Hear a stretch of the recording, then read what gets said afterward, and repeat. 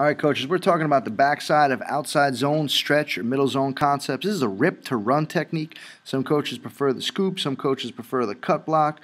Okay, this is just simply just taking your outside arm, taking your outside armpit, taking that outside arm, and running it inside the far leg or the far armpit of the defender.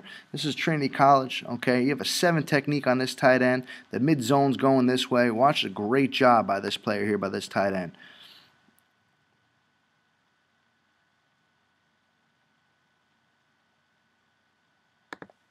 Takes his steps, cuts the 7 technique off, okay, and he's able to climb to the second level.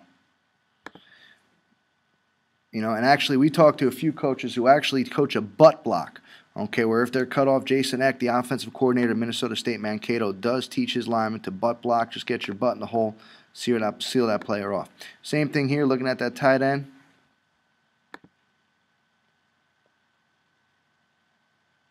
I mean, that's a terrific job. And, you know, that you have to be athletic, but I don't think there's a tough block to coach. Okay, he's just taking that C-gap path. He's cutting him off, taking that dip and ripping that inside arm, and he's working to the second level.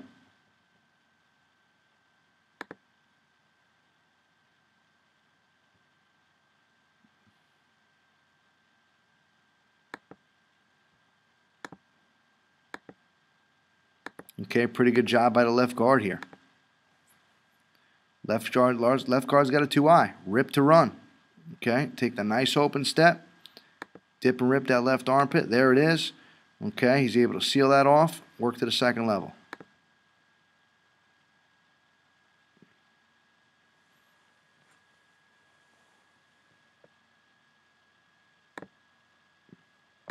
It's like Towson.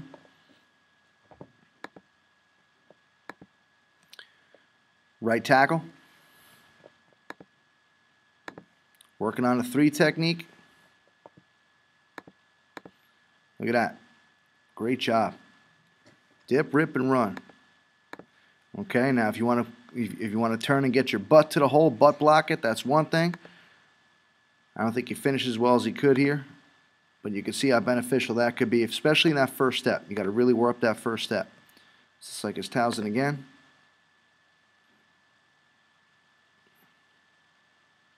Mid-zone concept. Right tackle. Okay, open step footwork. Now that's the coaching point you want.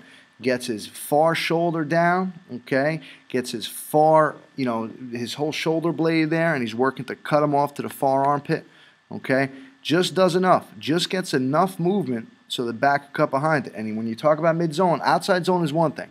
But a lot of these coaches we talked about, mid-zone could cut back into the A and B gap play. It's almost very similar to tight zone. It's just a different front side aiming point. But backside, it has to be accessible. The backside has to be accessible in mid-zone. So you have to teach those players how to block the backside of it. And that's a rip and run technique on the backside of mid-zone.